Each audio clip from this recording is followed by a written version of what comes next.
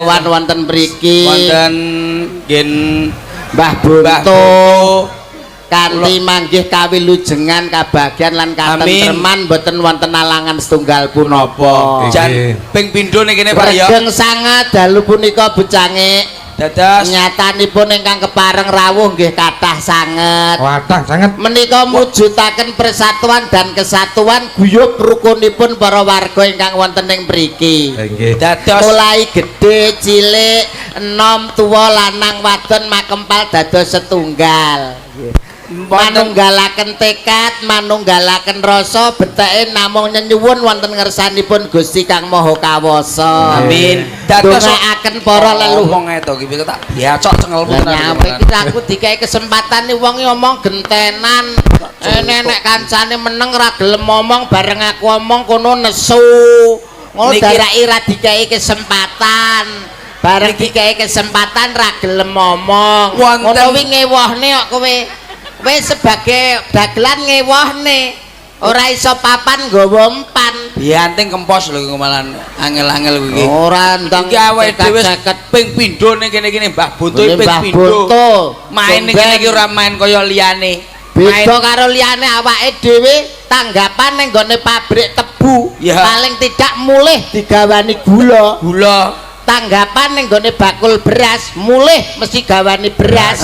Lagi tanggapan cedak kuburan lho mulih. ya lah kuburan ra mungkin kowe mulih digawani godhong jati paling enak. Ora masalah. Lah tapi awake tetep bersyukur iso nang kene. Alhamdulillah. Tahun ngarep rene neh panen tung. Aja mangan tung Pak. Nyapa? Tenan wis aku wis kapok. Mangan tung iki sehat lho. Sehat Wong apa? mangan tung iki mesti awake bergas, mesti rasa-rasa. Sapa sing ngomong? Lah kok ora entuk mangan tung? Lah aku isuk mau mangan tung, bengi iki mau metu kupu kok aku. Esuk mangan tung, bengi metu kupu. masa wis digoreng barang cek dadi kupu. Lah iya aja sok mangan tung. Lah nek ngono kuwi aja kakean mangan bayem. Lah nyapa? Aja kakean mangan kangkung. Lah kok iso? Kok mbok pangan to? Sesuk metune sulak. Oh iya Pak, kuwi diperes kayak sambel neh enak ketoke. Ngawur. Mangsamu kok. Wilujeng dalu Mak Cange. nggih wilujeng dalu Nembe sepindah niki kepanggih panjenengan tapi biasa wis cedhok ning ndi-ndi. Biasane cedhok-cedhok ning dolan biasa cedhok. Kepanggih wonten pundi-pundi bucange paring asma dalangipun Pak Basuki. nggih Basuki punika tegese selamat cocok nek dalang ning gone Mbah Bonto sing ngasta Pak Basuki. Berarti mesti warga kene bakal nampa keselamatan. Amin. Dagelane yuda karo percil. Yuda tegese. Yuda, yuki rahayuda ki rubeda. Tegese selamet adoh saka sengkala. Percil Pret ki cuthik, cil ki telek. Dadi termasuk selamat bebar selamat mari adoh saka birahi terus mari nyuthi telekno to wong kene. lah jenengmu elek kok jenengmu ora Percil ki berarti persatuan cil ki orang cilik. Dadi aku ki persatuane wong cilik-cilik. Mangsamu berarti termasuk cah mini aja kaya atur lho dadine miniatur lho. cilik kok Rumangsamu iki ning darah kene iki darahe dhewe delok to. Main koyo bal-balan lek rene kene iki ra enek. lah kok iso Lah kuwi koyo tribun kuwi ndeloki rono dhewe bal-balan ning kene. iki penonton wayang beda karo biasane kok Dik. Lah kok beda? Sing neng dhuwur enek, sing neng tengah enek, sing neng ngisor enek. Sing neng ngisor kae mbayare separo. Sing ning tengah Tengah ki mbayare genep. genep. Sing neng dhuwur kae ketoke do gak mbayar ketoke. Iya. Lah sing ning mburi pengen dintuti. Sing neng mburi ya enek, Dik. Enek. Ora nonton. Nyapa? JI. Aja sok kuwi Pak, kuwi larangane negara. Kok iso larangane larangane agama. Ya aku ngerti nek JI iki larangane agama, larangane negara. Mesti dicekel polisi. Tapi aku ngerti resepe piye JI ben gak dicekel polisi. Carane piye, Pak? Polisine jak JI. Lah, ngawur iki ora oleh ngono ora enek kok. Ya didudui kok wong ya. Niki hajate napa anu Pak Bas? hajatipun penyiraman Kiai Bonto Lho, iki lho Pak. Niki penyiraman Kiai Bonto ki ben mulut nggih. nggih Pas bulan mulut. Lahire Kanjeng Nabi. Lahire Kanjeng Nabi Muhammad sing gawa keberkahan. Iya bener. Dadi Mbah Buntu ku yo ngekeki keberkahan ana ing Desa Kebonsari, ora mung Desa Kebonsari tok, tapi seluruh Kabupaten Blitar utawa Pulau Jawa khususnya. Hebat ini namanya akses budaya ya. Akses budaya sing harus diperjuangkan dan harus dilestarikan. Cah nom-nomane kon melek kabeh mripate lak ngene iki. Lah cah nom-nomane apa turu? Lah aduh. Karepku ngene lho, iki lak bocah nom-noman sengkut kaya pemuda-pemuda kene iki. Acara kaya ngene iki bentaun iso dianekne, Pak. Nek perlu aja bentaun, Dik. Piye, Pak? Acara wayangan iki digawe nang bendina. Geragat Bendina duit awake dhewe seneng. Iya. Panitiane pucet. Ora ngono lah, sampai iki wayangan ora nanggap dagelan, rugi, Pak ya. Loh. Ya rugi, Dek. Lah iya rugi to. Wayang gak nanggap dagelan rugi. Rugi. Sing rugi sapa? Lho, ya awake dhewe jaremu. Kowe iki piye to? Jaremu masyarakate. Lah sampe ra ditanggap mbadhok apa geragal apa piye kaya rumangsamu? Rumangsamu. Iki ning kene iki awake dhewe nguri-nguri kabudayan. Nguri-nguri kabudayan siji. Contone budaya Jawa. Warisane para leluhur. Para eyange awake dhewe. Warisane para eyang. Wali. Tuh. Mulane kudu diuri-uri. Kudu diuri-uri. Ben ora kelindih utawa kegeser karo budaya manca sing cak-cakane ora padha karo adat ketimuran. Sok-sok saiki budaya manca niku sing merambah ning desa-desa iki bocah nom ya cah wedok umur umpamane umur 20 sampai 30.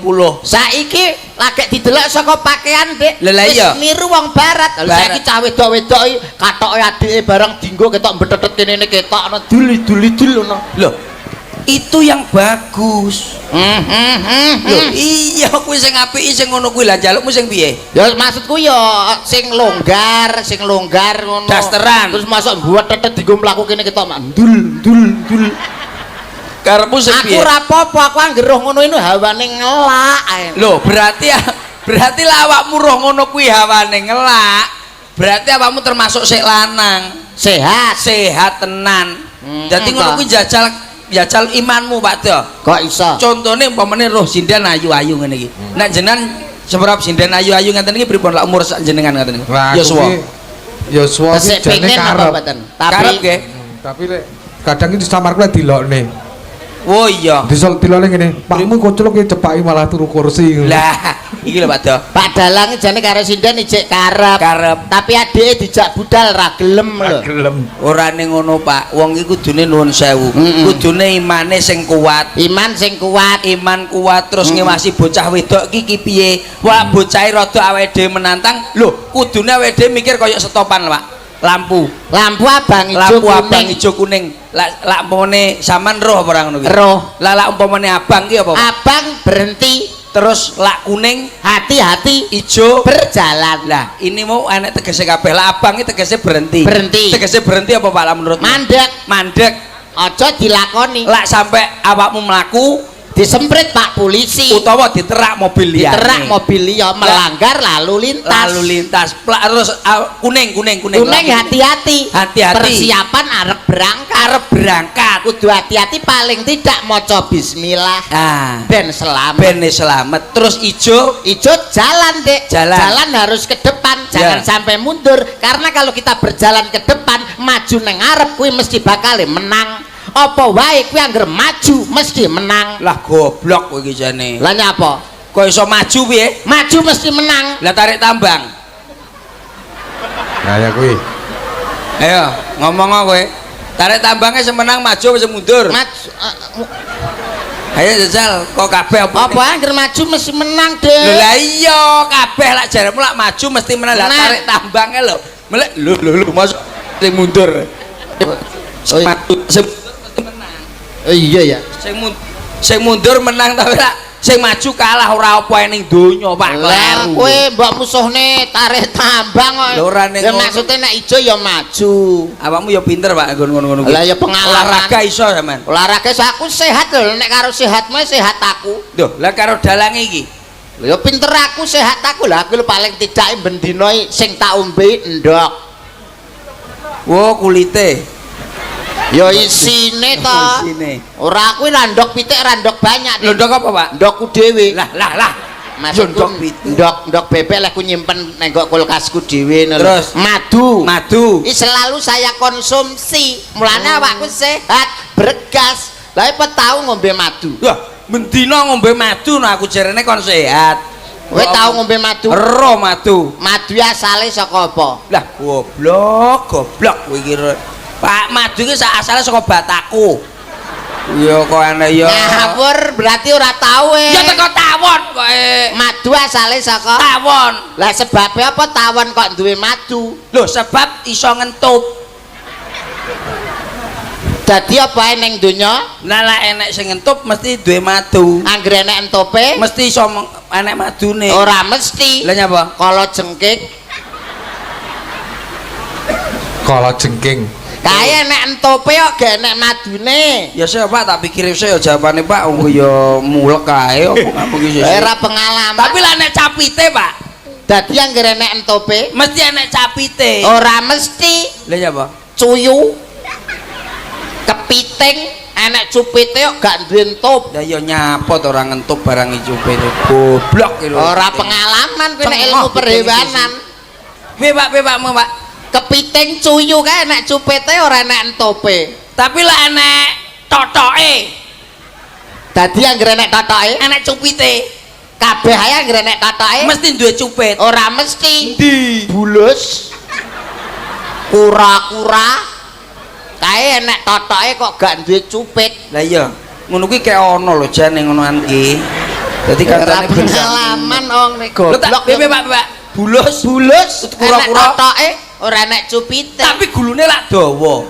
Lah gulune dawa iso telulur. Dadi angger gulune dawa Mesti metu totoke. ora mesti. Banyak gulune dawa kok ora enek totoke. Lah iya. Piye to ya Ucet kowe. Piye Pak mau Pak? Banyak gulune dawa ora enek totoke. Nek bathuke nonong, Dadi angger bathuke nonong mesti gulune dawa. ora mesti. Ndi?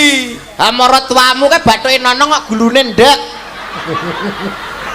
Tapi lah duwe entup. Tapi lak ra duwe madu. Lah kok iso duwe madu? Lah wis ra duwe madu lek. Lho, duwe entup Pak. Geng entup sapa no? Sapa? Ya geng entup bojone marang tuaku. Tapuk cangkem tenan ku malah nangel.